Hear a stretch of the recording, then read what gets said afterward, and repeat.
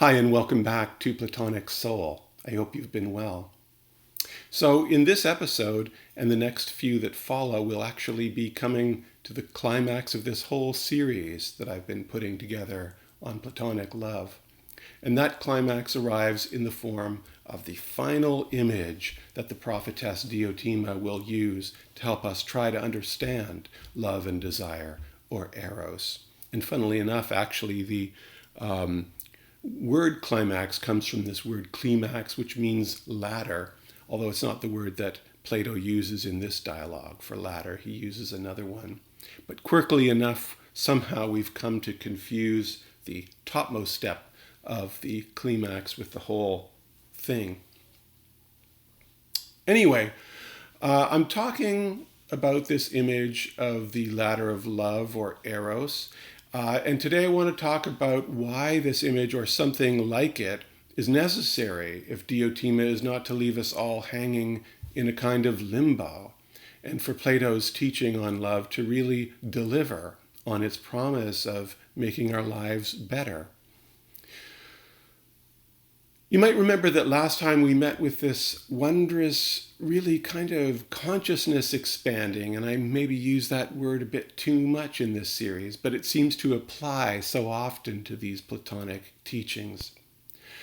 This teaching, even though it might not have really been entirely transparent to us, this all-embracing theory of human desire in the form of Diotima's description of eros as a process of begetting or reproducing in the beautiful, or that's the aim of eros.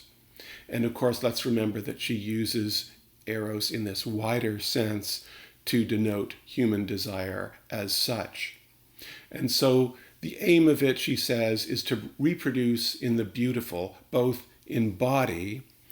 reproduce both in body and in psyche.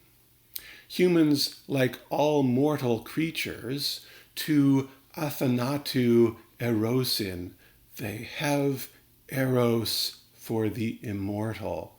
And so our deepest desire, the principle of our motivation, is to overcome our mortality in as much as we're able to, by this, what she calls reproducing in beauty, both physically and spiritually.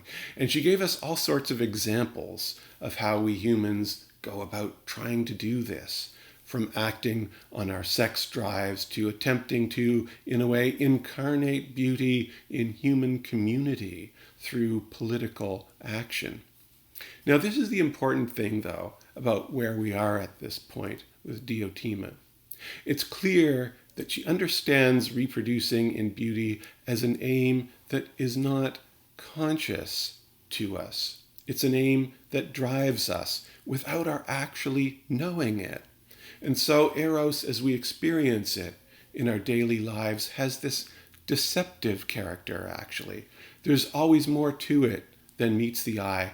And you may remember earlier in the symposium, Diotima had used this phrase, which seems to have been lifted from a poet or some other writer, quote, supreme and treacherous love, or eros, or as another translator renders it, love, eros, most mighty and all beguiling. A lot of translators try to translate eros, but love never really seems quite to do it to me, because eros really means both love and desire. So I just have been leaving it as eros. Anyway, there's a sense in which the fundamental driver of the psyche doesn't show itself to us truthfully, quite, in the everyday. Eros is not to be taken at face value. It must, if I could perhaps take liberties with a term from a more recent philosopher, be deconstructed to be really understood. It has to be raised to consciousness. And the reason for this will come to us if we remember our reading of the Phaedrus, Plato's other great erotic dialogue, specifically this great myth Socrates tells there of the fall of the psyche that I spoke about several episodes ago. It is a fundamental fact of the human condition for Plato that our desire for the good is mostly unconscious. I mentioned a few episodes ago this idea of Heidegger's, that Western civilization had suffered from a, quote, forgetting of being, unquote, by which I think we can take him to understand a forgetting of the unity of being, or something like it. And I thought it was funny in a way that he attributed this forgetting to Plato, because I do agree with him about the idea of a forgetting of being. The difference is that I see Plato really as the originator of the idea of a forgetting of being, the originator of this diagnosis. Although for Plato it's not something that happens only in the course of history, it's part of human life as such. It's a universal story. And I see Plato in the Platonic tradition as putting forth a remedy for it. And that remedy, of course, is the theme of this entire series. In the Phaedrus, you may remember, Socrates tells us this myth of the fall of the psyche from a realm in which it was nourished by an immediate perception of absolute being. And he uses this wonderful phrase, ousia ontos ousa, which I don't think is really that easy to translate, but something like being that really is what it is, to describe the food of the psyche in this primal state, something that kind of eludes us in the hurly-burly of our daily lives. The fall is an image of forgetting. The forgetting happens in the falling. This tragedy means the loss of the soul's wings in this myth. That is to say, it's true or deep or radical or existential freedom. And the fundamental but unconscious hope of the psyche is to regrow its wings by a progressive recollection of true beauty, the good, the unity of subjective and objective being, a progressive recollection of the ultimate object of its desire, this ousia ontos ousa. And this object of its desire, as I'm also fond of saying, is something that's not really an object at all. So eros, because it transcends the difference between the objective and the subjective. Anyway, so eros is essentially unconscious. Our desire cannot speak clearly to us about what it wants. Trying to discern what we want is like trying to remember a hazy past life. We're left in a state that reminds me of this bit from a poem by W.H. Auden, and I may or may not have quoted it before in this series. We are lived by powers we pretend to understand. They arrange our loves. It is they who direct at the end the enemy bullet, the sickness, or even our hand. So for Plato, of course, what lives us is not actually a plurality of powers, but rather the all-powerful daimon, eros. It leaves us all blindly trying to reproduce in the beautiful, each in our own ways, each limited in this by our limited conception of the beautiful. And we're so driven to do it that we'll often do it regardless of the consequences, or perhaps put better, we're sometimes unable to conceive of a way to live out this urge in a way that isn't harmful to the other. And so all this results in a kind of double tragedy, these twin spurs to existential despair that I talked about very early on in this series. We have, on the one hand, a tendency to frustration with the world for seemingly not being able to give us what we want. And on the other hand, the reality of evil, because as we saw a few episodes ago, eros is the root cause of all human motivation, both good and evil, the latter of which happens when we misread what our eros is telling us. As the deeply Platonic St. Augustine wrote, and I quoted this before also, quote, "Wicked deeds, acts of adultery, crimes, homicides, indulgence in luxuries. What is it that does these things, if not love? And so we have regret, and we also have the possibility here of these twin despairs. You could call them objective and subjective despair. Despair about the goodness of the world, and despair about the goodness of the self. And so if we were to read the Phaedrus in isolation from the Symposium, or if we were to stop reading the Symposium at this point, we may be left with a certain melancholy.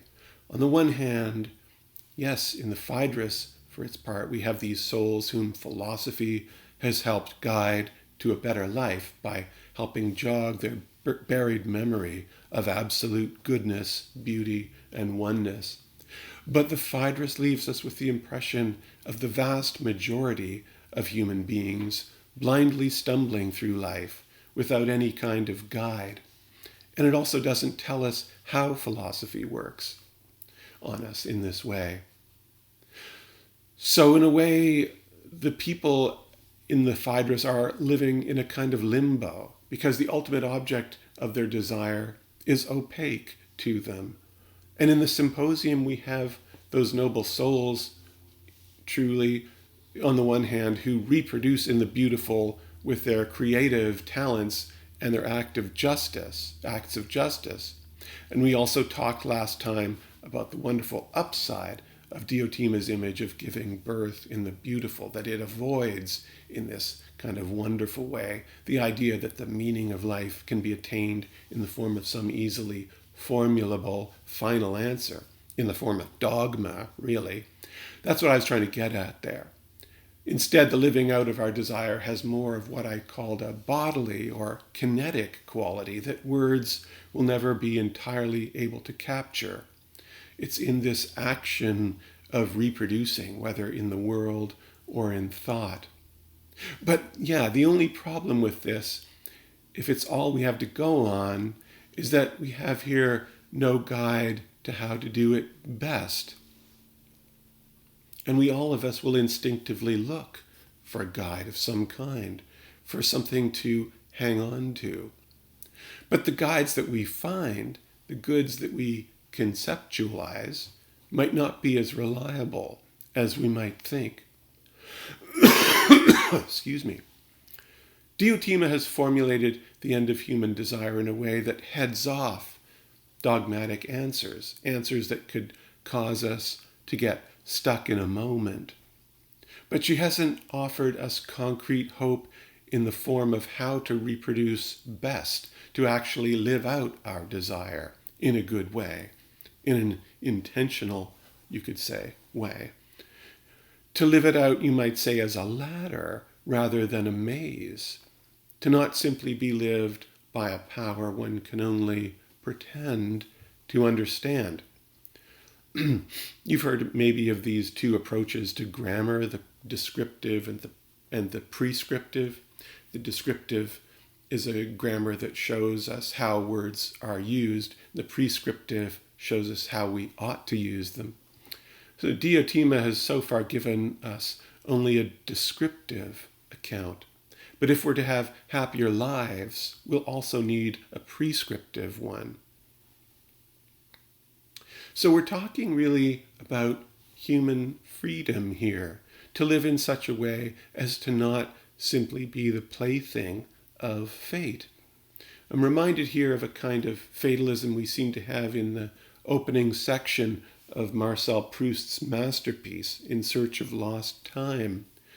The book's narrator, and this is taking us back nearly to the very beginning of this series, because I talked about it then also, tells us about an ecstatic experience in which he glimpsed or seemed to glimpse the coherence of his life, you could say, in which he seemed to recapture the truth or the life of his past after tasting that Madeleine. But he writes about this kind of, you could say, redemptive experience as being essentially a matter of luck. He wrote, "The past is hidden outside the realm, beyond the reach of intellect. in some material object, in the sensation which that material object will give us, which we do not suspect. And as for that object, it depends on chance whether we come upon it or not before we ourselves must die. So we might seem to have a deeply melancholic ecce homo, or vision of behold human being here. A vision of us all kind of blindly striving after something we're unable to state. And we see this even in popular culture. In the opening lyrics of this song, is love so fragile and the heart so hollow, to shatter with words impossible to follow? You're saying I'm fragile. I try not to be. I search only for something I can't see. And we also see intuitions in popular culture of a higher, or if you like, more intentional form of human desire. A love that is maybe in some way outside the everyday, coming from a source that is somehow at once deeper and higher than the mundane. A higher love down in the heart or hidden in the stars above. And the sense in this song is that a higher love would raise us to a potential that our lack of vision has hindered us so far from attaining. We walk blind and we try to see, falling behind in what could be. And of course, these two songwriters and performers are Stevie Nicks and Steve Winwood, respectively. Anyway, this sense of being baffled by what we want, of feeling we are in some way walking blind, is, I think, a deeply significant and often a deeply difficult moment, perhaps even a shattering moment of human inner life. But it's not a moment we need to get stuck in. And what we'll now see Diotima do is precisely give us that prescriptive account that will help us move forward. And she actually announces this, that what will follow will be about living Eros out correctly. Not just how people live it out, but how one lives it out correctly. In a way that might make us smile because she speaks so condescendingly to Socrates. She's the only character I know of in all the Platonic dialogues who gets away with this without coming off poorly in the end. She says, even you, Socrates, could probably come to be initiated into these rites of Eros. But as for the purpose of these rites when they are done correctly, that is the final and highest mystery. And I don't know if you're capable of it.